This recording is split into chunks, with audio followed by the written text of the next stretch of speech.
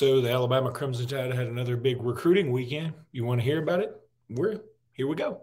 You are Locked On Bama, your daily podcast on the Alabama. I think. You are Locked On Bama, your daily podcast on the Alabama Crimson Tide. Part of the Locked On Podcast Network, your team every day.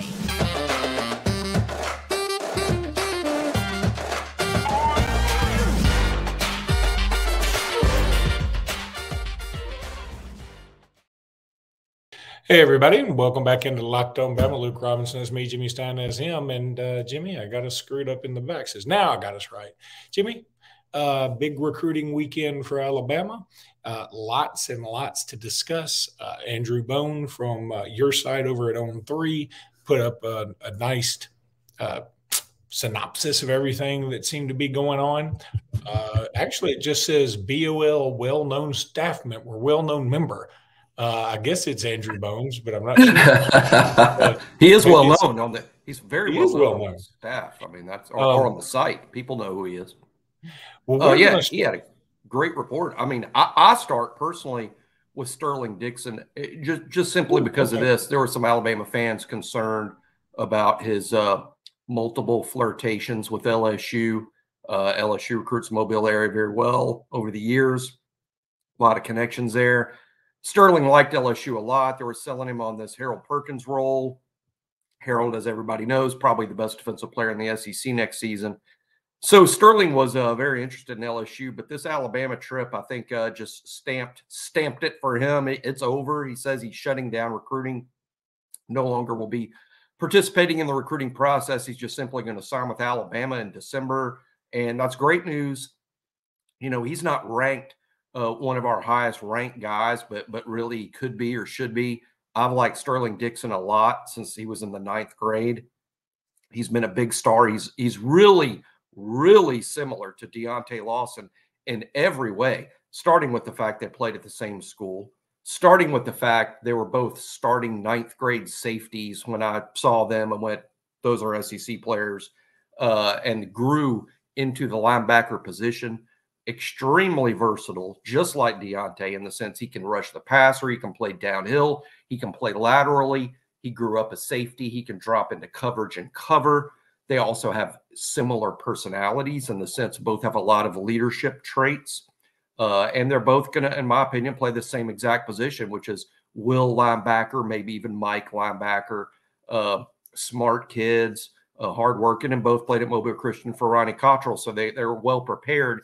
Even though they didn't play in a high classification in high school, they played for a good program with other good players. So I think Sterling Dixon shutting down his recruitment is one of the big stories of the weekend. But really every single kid that was there is pretty interesting, including a couple we hardly ever talk about, like Jameer Grimsley, the cornerback who's down to Alabama and Penn State. And he may very well choose Alabama. This is a national top 100 cornerback, and we haven't talked about him much. I think a lot of people think he's going to Penn State, but my understanding is very realistic. It could be Alabama. Well, shoot, you just went on a little rant there. I mean, I did have a lot to talk about. I almost went Rupert to go back to you. I think that's where we need to go for those who follow the podcast at all. Now, I was going to start with Demarcus Riddick because it seems like this will always start, but I'm not going to do that until we have a little bit more time. You brought up one in Jameer Grimsley, who, his name is not probably all that well known in recruiting circles, at least when it comes to like Demarcus Riddick or Sterling Dixon or whatever. But Jalen Mbakwe, according to this well-known person at BOL, is saying that Jalen Mbakwe was there this weekend, and he was really trying to recruit Grimsley to be in this class, and both of them will probably end up playing defensive back. So that was very interesting. Of course, this kid is from the Tampa area, which is known for having some really incredible athletes, and he's the number 11 cornerback in the nation, according to On 3. That's right. Very good player. Kind of weird that a kid from Tampa that's a national top 100 player and ranked as high as he is at On 3 is sorted down to Alabama and Penn State. I'm no geography buff, but I'm pretty sure we can sell him on that Tuscaloosa is a little closer to Tampa than Penn State. I'm pretty sure. So that's one plus. Mbakwe recruiting him is another plus. Hey, I would take it right now. One thing I love about Grimsley, the first trait I like about him the most is he is a cornerback. This won't be a guy that we get to campus and like, maybe he's a safety, maybe he's going to play star. This kid's just a pure cornerback. Great hips, great feet. I like Penn State's evaluations, frankly. And this is why. This is one of the reasons I like Penn State's evals is because if we were like, okay, name the 6 or 8, let's name the top 10 programs in the country in terms of who recruits the most high profile guys, who recruits the sexiest lit. I mean, who's an elite recruiting program right now? You'd go Alabama, Georgia, Ohio State, those first 3, Texas, LSU, USC, so I don't know that you'd mention Penn State. I don't think they would come up. But then if you look like, okay, over the past 3 or 4 years, what teams have won the most games?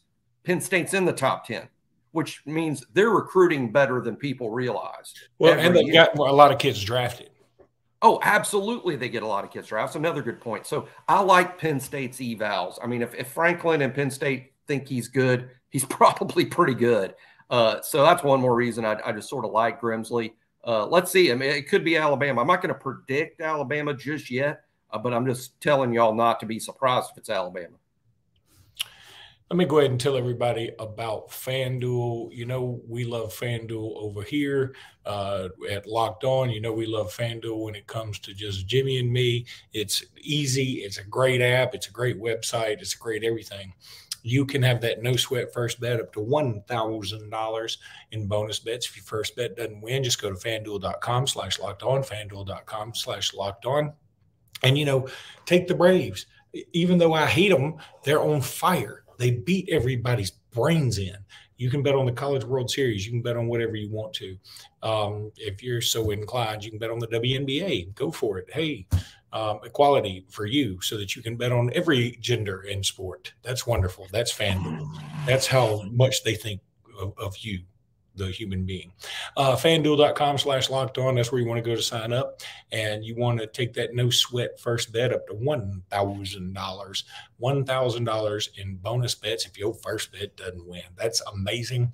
FanDuel is the official partner of Major League Baseballs. Also, I want you to go check out Locked On NBA Draft. Of course, our main man, Brandon Miller, and our second main man, Noah Clowney, will probably both get drafted. Charles Bediako probably won't get drafted, which probably makes me wish even more he'd come back. But you know what? I'll be pulling for him anyway because he's in the draft. He's a Bama guy, and I appreciate what he's done. But Brandon Miller probably going number 2 to Charlotte Hornets or number 3 to the Portland Trailblazers. I hope it's Charlotte, but we'll see what happens. But you can check out the NBA mock draft on Locked On NBA. And that's going to be very, very cool. So we contributed to that, and hopefully you will go check it out. All right, Jimmy. So now let's talk a little Demarcus Riddick. I mean, this is a guy I think you can spend a lot of time on. And I know that maybe there's some people like, hey, you talk about Demarcus Riddick a lot. Well, he's a big deal. It's a big deal. And the thing about him is he's interesting.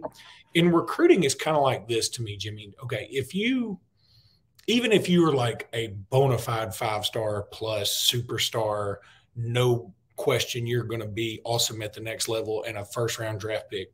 If you commit early and then you shut it down and you're not really like an active recruiter, but some kids are, right. Some kids are like, I don't want to deal with all this. Your job is to recruit. You got me. I'm going. And sounds like you're describing Jan Pierre a year ago.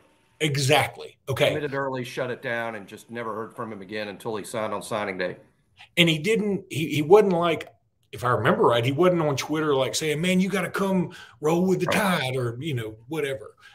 And that's fine. I mean, that's just personalities. You can't be mad at somebody for being who they are. And my point is this, that there are other recruits out there that probably deserve by their performance on the field the same accolades as Demarcus Riddick, but this is recruiting. So it's all about what do you do? He's interesting in the sense that it gives us a lot to talk about. I mean, he's been committed to Georgia for a while, and everybody's like, oh, okay, that was sort of wild, considering he's one of the top prospects in the country right here in Alabama. He's close to Auburn. He's kind of close to Tuscaloosa. And now he's visiting Auburn and Alabama all the time. And each time he goes to one of these two places, both places believe a flip is imminent. I tend to believe the flip to Alabama is more imminent than a flip to Auburn. I do believe a flip is imminent. I don't believe he stays in Georgia's class. But that's what I'm saying is I think Demarcus Riddick's awesome. I know there's some people like, y'all talk about him a lot, but he's always on the move and he's always involved in something. So it's a very interesting topic. So that's why we do it. If you're sitting there wondering, why don't you talk about some guys we don't hear about as much? Well, that's part of the thing is you don't hear about them as much. We hear about Demarcus Riddick, so we talk about Demarcus Riddick. So, Jimmy, having said all that, talk about Demarcus Riddick. Well, he's as high profile as it comes in the sense that he's, top 5 prospect in Alabama for sure, maybe as high as number 2 in terms of where he deserves to be ranked in state.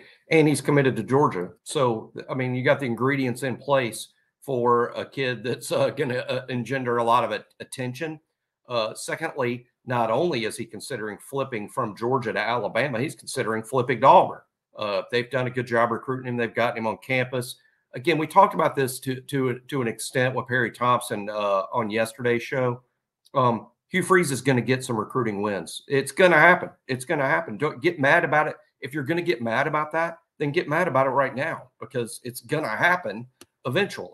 I would say, just off the top of my head, out of every 10 high priority kids for Alabama, that's a very possible Auburn signee. Out of every 10, I think about 7 are going to choose Alabama and 3 are going to choose Auburn right now. That's my guess at a percentage. And that's good. That's a good win for Alabama, all things considered. It's just been 10-0 for a while. So that's why some Alabama fans are going to faint when it happens.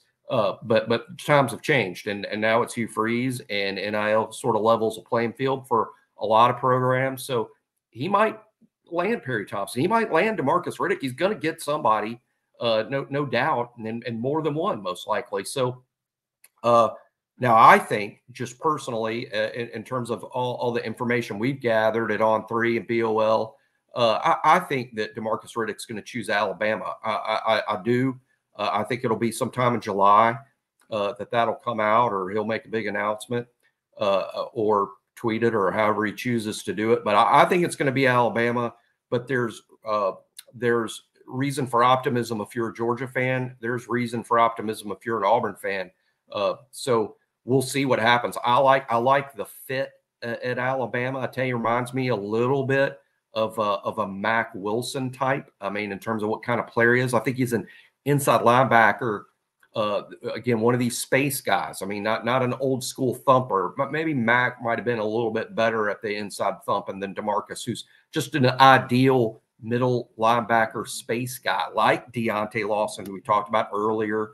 Just a guy who's real comfortable in coverage and playing and defending his area, not just attacking the tackle box and hitting backs in the backfield, although he's certainly good at that. So physical kid, football player, and I like that he's local, Chilton County, somewhat local to Tuscaloosa somewhat.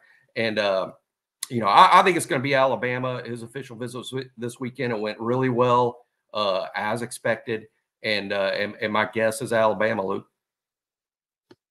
Well, I think we obviously all hope you're right. I think it will be too. But you brought this up, and since this segment is coming to a close, we talked about it a little bit yesterday. Is there anything else you can tell us about Perry Thompson?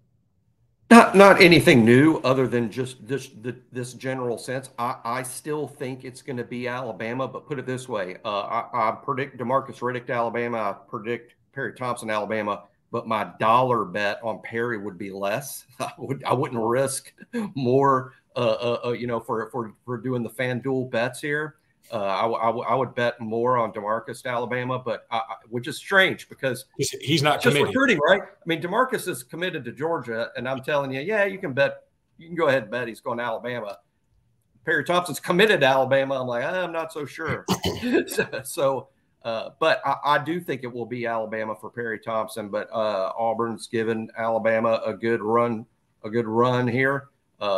Perry likes Auburn, and hey, you can sell a lot of kids on. I know people will point to NIL. That's what they're going to point to. But that ignores one thing, a couple things. But number one, Alabama has a pretty strong NIL program. That's why they signed the #1 class in the country just a couple months ago in the NIL era. So don't think that Alabama doesn't have a highly competitive NIL situation.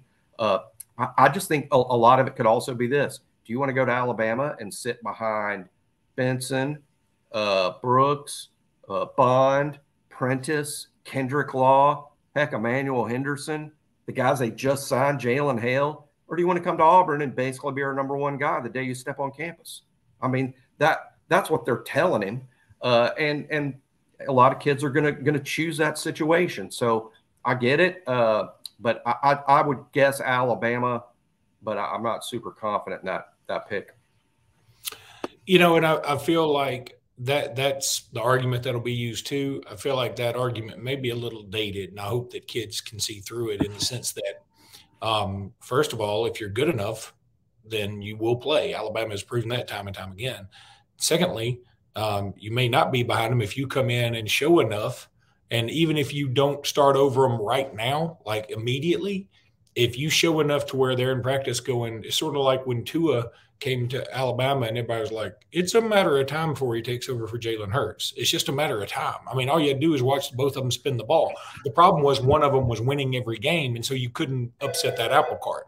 I'm sorry, as my phone is going bananas again. It's Perry Thompson. Ask him where he's going.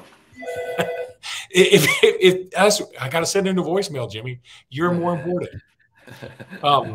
But anyway, so what I'm saying is, with the transfer portal, you just say, "Hey, Perry, make some of our guys get in the transfer portal." That'd be my pitch.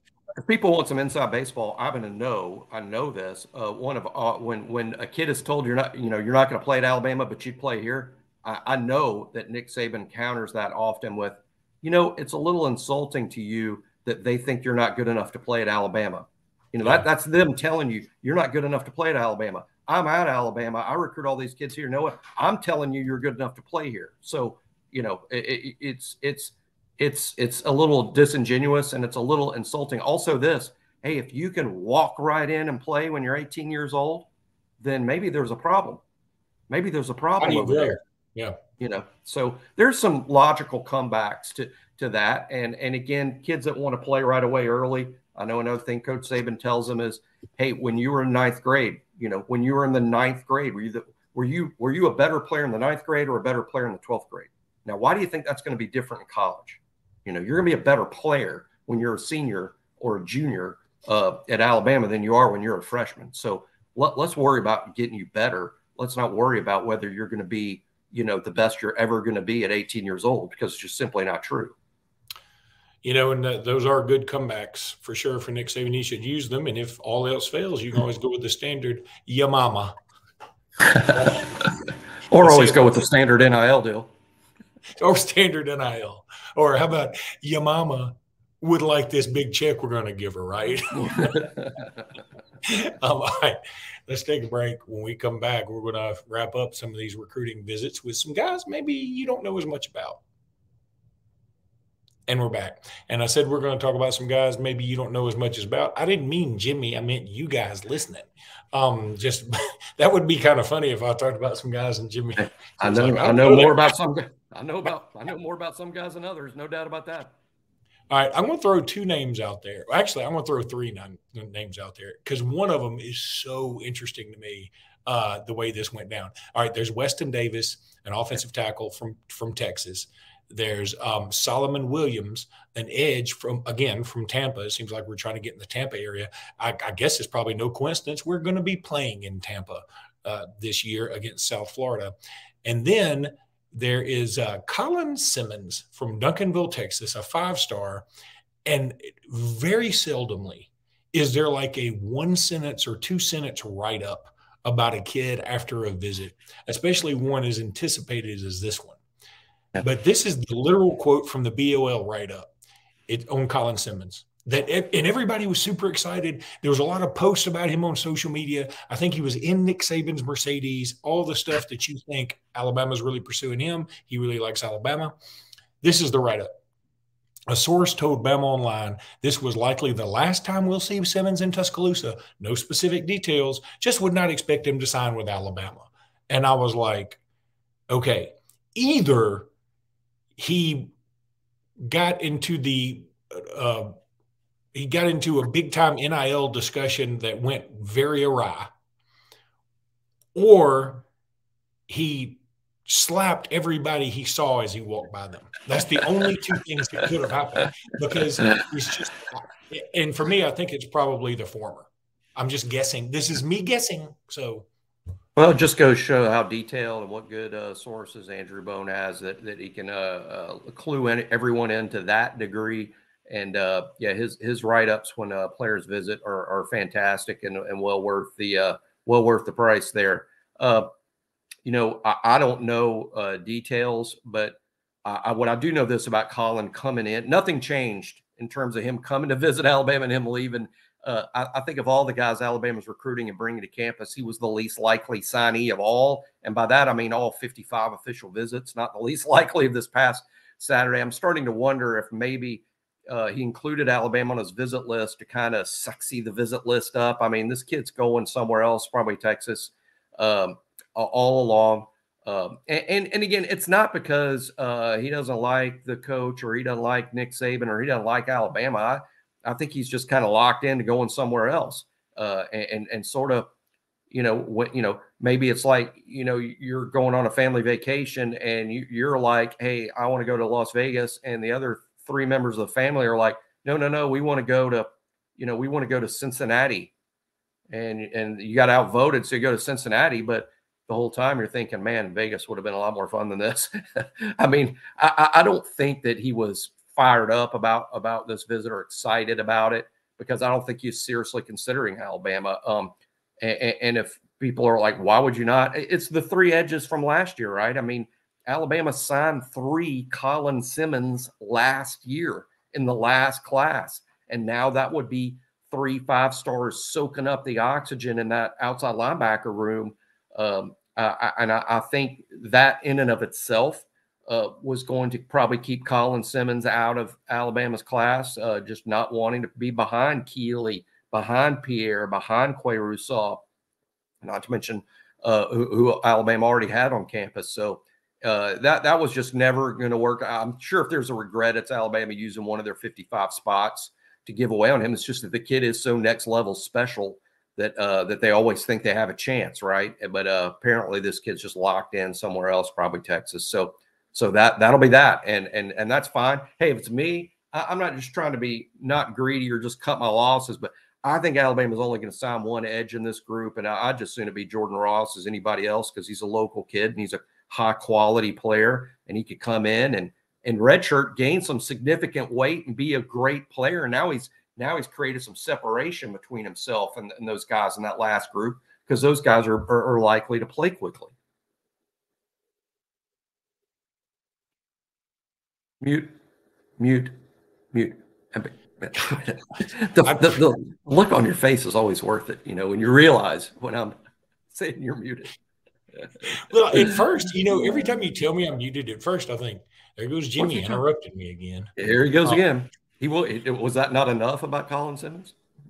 That was plenty about Colin Simmons. In fact, it was so much about Colin Simmons, I don't think we can talk about the other two guys we mentioned, but that's okay. I did want to throw this out there last night, Jimmy.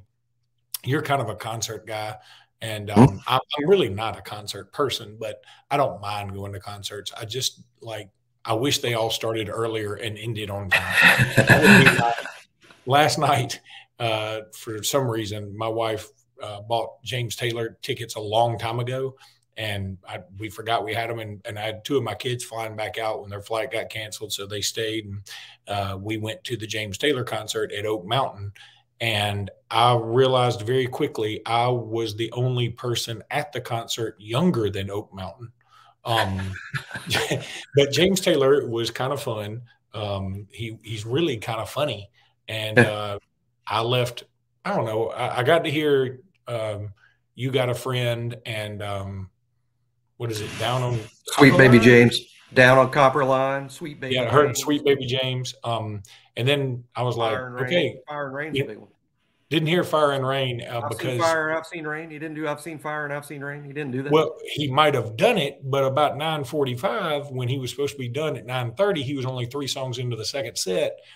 And I sort of gave the look of my low lights flickering, and I got to get up at 5 a.m. He may have seen fire and seen rain, but I need to see the back of my eyelids.